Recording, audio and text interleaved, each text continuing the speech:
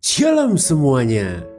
Kadangkala cobaan hidup ini begitu berat, seolah-olah yang namanya harapan itu hanya mitos, membuat banyak dari kita sering bertanya-tanya bagaimana cara agar hidup kita itu bisa dipenuhi dengan berkat dan kemenangan. Kapan Tuhan menolong hidup kita? Maka dalam video ini kita akan mengupas tuntas rahasia ilahi yang dapat mengubah kehidupan Anda secara total.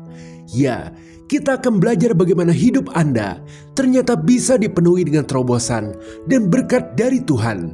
Tidak peduli apa latar belakang Anda, seberapa besar kesalahan yang telah Anda buat, atau seberat apapun beban yang sedang Anda pikul, harapan itu tetap ada. Bahkan peluang Anda untuk bangkit sama besarnya dengan siapapun yang sedang terlihat kuat sekalipun. Karena sesungguhnya Tuhan tidak pernah memandang sebelah mata. Dia telah memberikan kuasa besar yang sama dalam diri kita masing-masing, yakni kuasa Roh Kudus. Dan inilah rahasianya, bahwa ketika kita terus mengaktifkan kuasa Roh Kudus dalam diri kita, kuasa tersebut mampu mengubah kelemahan menjadi kekuatan, ketakutan menjadi keberanian, dan kehancuran menjadi kebangkitan. Dengan kuasa Roh Kudus, kita dapat melangkah setiap hari dengan keyakinan, sukacita, dan kepastian akan kemenangan. Mari kita pelajari lebih dalam bagaimana cara mengaktifkan kuasa Roh Kudus yang begitu besar ini. Harapannya, di akhir video ini, Anda sudah memahami dan menemukan langkah konkret untuk selalu menghidupkan kuasa besar ini dalam kehidupan Anda. Dan pada akhirnya, bersama-sama kita akan merasakan bagaimana Tuhan yang hidup telah bekerja di dalam kita yang menjadikan kita lebih dari pemenang. Haleluya, amin. Bagian pertama, memahami bagaimana kerja dahsyat Roh Kudus dalam hidup Yesus Kristus dan hubungannya dengan kita sekarang. Dengan memahami kerja dahsyat Roh Kudus dalam hidup Tuhan kita, Yesus Kristus pada waktu menjadi manusia, kita dapat memiliki kesadaran dan memahami pula apa yang dapat dilakukan oleh Roh Kudus di dalam hidup kita sekarang ini. 1. Roh Kudus melakukan pembuahan yang ajaib atas Tuhan kita, Yesus. Matius 1 ayat 18 tertulis, kelahiran Yesus Kristus adalah sebagai berikut. Pada waktu Maria, ibunya, bertunangan dengan Yusuf, ternyata ia mengandung dari Roh Kudus sebelum mereka hidup sebagai suami istri.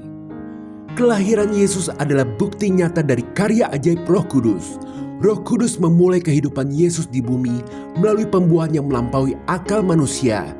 Ini menunjukkan bahwa sejak awal, kelahiran Yesus telah dirancang oleh Tuhan untuk menggenapi rencana ilahinya.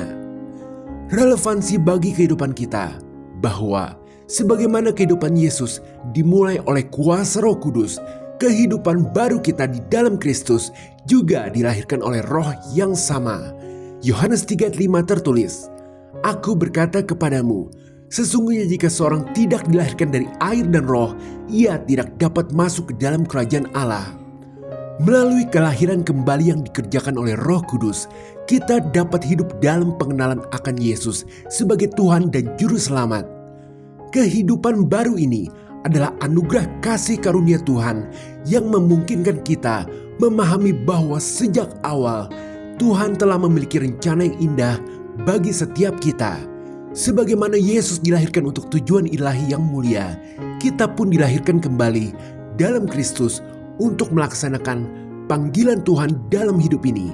Setiap langkah kita adalah bagian dari rencana besar Tuhan, dan semua ini adalah hasil karya Roh Kudus yang terus berkarya dalam hidup kita sampai detik ini.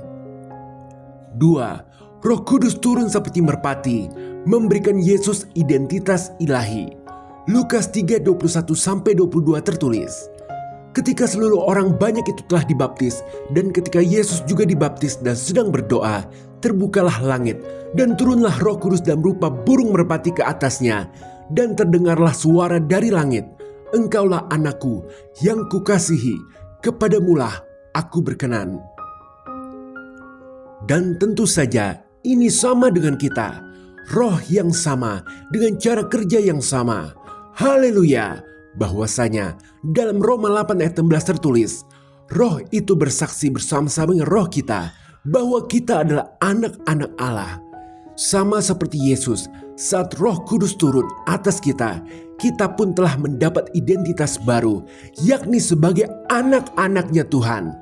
Dengan kata lain, Roh Kudus adalah bukti nyata atau jaminan bahwa kita milik Tuhan, tidak peduli seberapa beratnya tantangan yang kita hadapi sekarang ini. 3. Setelah mengalahkan godaan setan, Roh Kudus memberikan kuasa kepada Yesus untuk melayani. Lukas 4 ayat 14 tertulis, dalam kuasa Roh, kembalilah Yesus ke Galilea dan tersiarlah kabar tentang Dia di seluruh daerah itu. Seperti yang kita semua tahu, setelah mengalahkan pencobaan setan di padang gurun, Yesus memulai pelayanannya yang ditenagai oleh kuasa Roh Kudus. Dan haleluya, ternyata Roh yang sama yang memberi Yesus kuasa untuk melawan godaan dan pelayanan itu ada dalam diri kita. 1 Korintus 10 ayat 13 tertulis, pencobaan-pencobaan yang kamu alami ialah pencobaan-pencobaan biasa yang tidak melebihi kekuatan manusia, sebab Allah setia dan karena itu Ia tidak akan membiarkan kamu dicobai melampaui kekuatanmu. Pada waktu kamu dicobai, Ia akan memberikan kepadamu jalan keluar sehingga kamu dapat menanggungnya. Roh Kudus siap menguatkan kita setiap hari, memampukan kita untuk mengalahkan dosa, memberi jalan keluar untuk hidup dalam kemenangan. Jadi kita tidak pernah menghadapi hidup ini sendirian.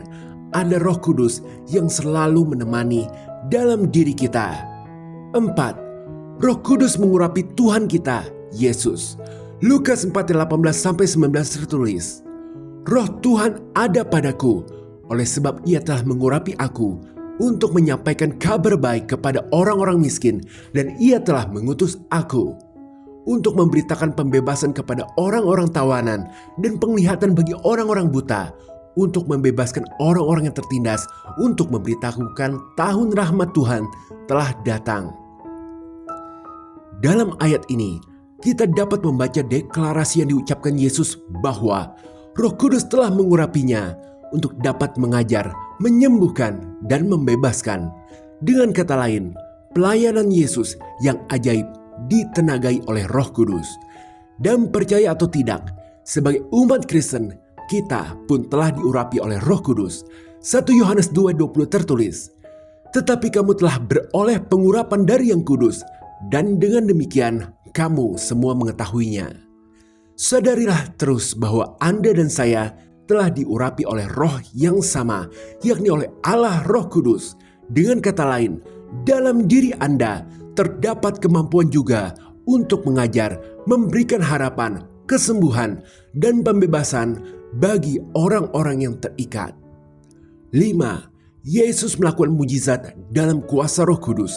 Matius 12 ayat 28 tertulis, tetapi jika aku mengusir setan dengan kuasa Roh Allah, maka sesungguhnya kerajaan Allah sudah datang kepadamu. Mujizat-mujizat yang dilakukan Yesus selama di bumi ini adalah tindakan yang dilakukan dalam kuasa Roh Kudus. Dan sesuai dengan apa yang kita sekarang pahami, Roh yang melakukan pekerjaan mujizat melalui Yesus itu hidup di dalam kita saat ini. Efesus 3:20 tertulis, bagi Dialah yang dapat melakukan jauh lebih banyak daripada yang kita doakan atau pikirkan, seperti yang ternyata dari kuasa yang bekerja di dalam kita. Ada kuasa besar yang bekerja dalam diri Anda dan saya saat ini, yakni kuasa Roh Kudus, yang melaluinya kita dapat berharap bahwa Tuhan akan melakukan hal-hal luar biasa, penuh mujizat di dalam hidup kita. Haleluya, amin. Bagian kedua, memahami bahwa Roh Kudus benar-benar ada di dalam diri kita semua. Terkadang kita ragu, apakah benar Roh Kudus itu betul ada di dalam diri kita? Apa dasarnya? Kebenarannya adalah Tuhan Yesus sendiri telah menjanjikan kepada kita bahwa Roh Kudus akan datang, hadir, dan menyertai kita selalu sampai selama-lamanya. Yohanes 14 ayat 16-18. Aku akan minta kepada Bapa, dan Ia akan memberikan kepadamu seorang penolong yang lain, supaya Ia menyertai kamu selama-lamanya, yaitu Roh kebenaran. dunia tidak dapat menerima dia sebab dunia tidak melihat dia dan tidak mengenal dia. Tetapi kamu mengenal dia sebab ia menyertai kamu dan akan diam di dalam kamu. Aku tidak akan meninggalkan kamu sebagai yatim piatu. Aku datang kembali kepadamu. Dan kita tahu pada hari Pentakosta, Yesus telah menggenapi janjinya untuk mencurahkan karunia Roh Kudus kepada kita.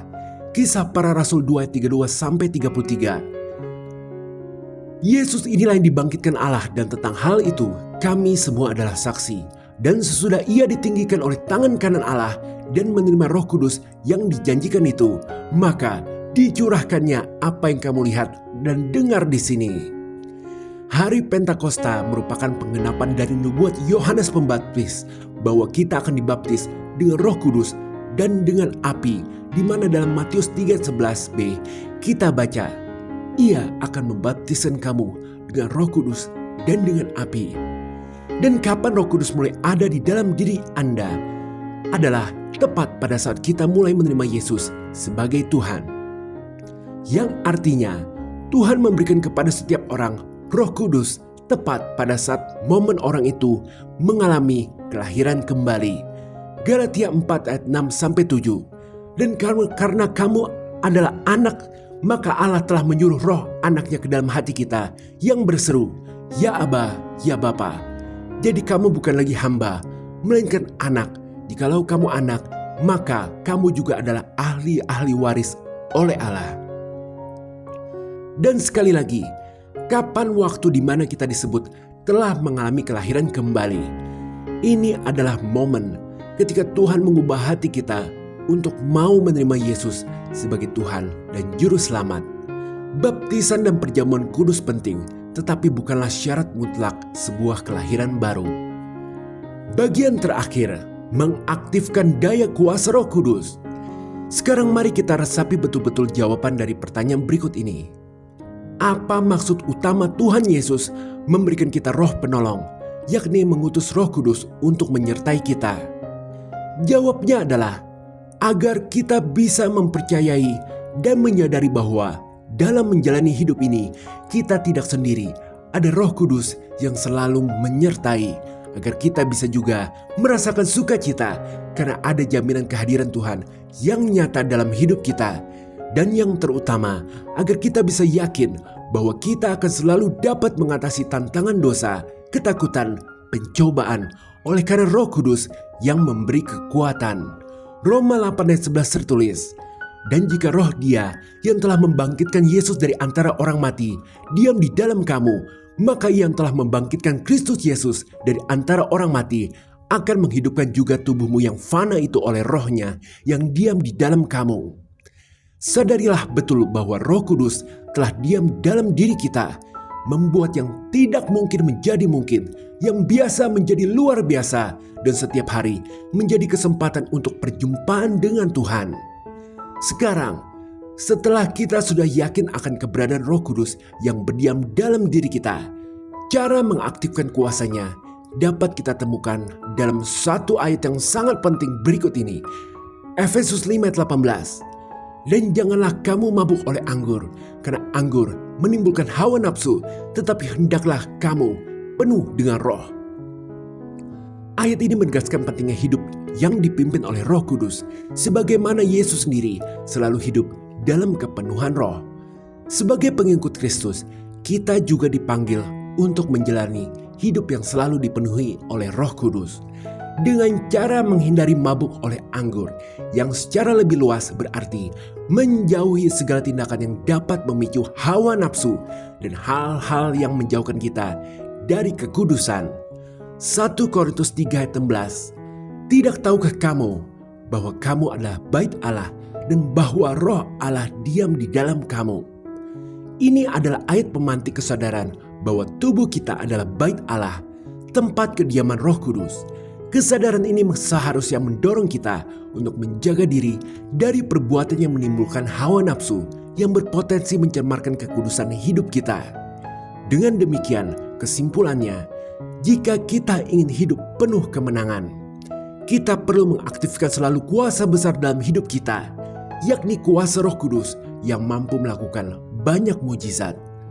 Dan cara mengaktifkannya adalah dengan berusaha hidup dalam kekudusan, yakni menjauhi segala sesuatu yang dapat menghalangi pekerjaan Roh Kudus dalam hidup kita. Karena kita sadar bahwa sejak semula hidup kita adalah milik Tuhan sepenuhnya.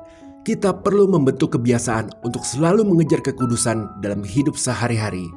Jatuh itu biasa, bagian dari proses. Yang penting adalah mohon ampun, kemudian bangkit lagi. Milikilah rasa alergi secara rohani terhadap dosa, dan bangunlah terus rasa lapar akan hal-hal yang berbau Tuhan. Karena langkah terbaik yang dapat kita lakukan untuk bangkit menjadi seorang yang lebih dari pemenang adalah bekerja sama dengan Roh Kudus saat Dia bekerja dalam diri kita yang sedang mengerjakan keselamatan hidup kita dari berbagai aspek. Dan lakukanlah segala sesuatu yang Anda tahu Tuhan ingin Anda lakukan. Niscaya Anda telah mengaktifkan kuasa Roh Kudus dalam hidup Anda yang membawa keselamatan. Haleluya! Amin. Jika berkenan, berikan like, share, dan subscribe serta komen. Tuhan Yesus memberkati.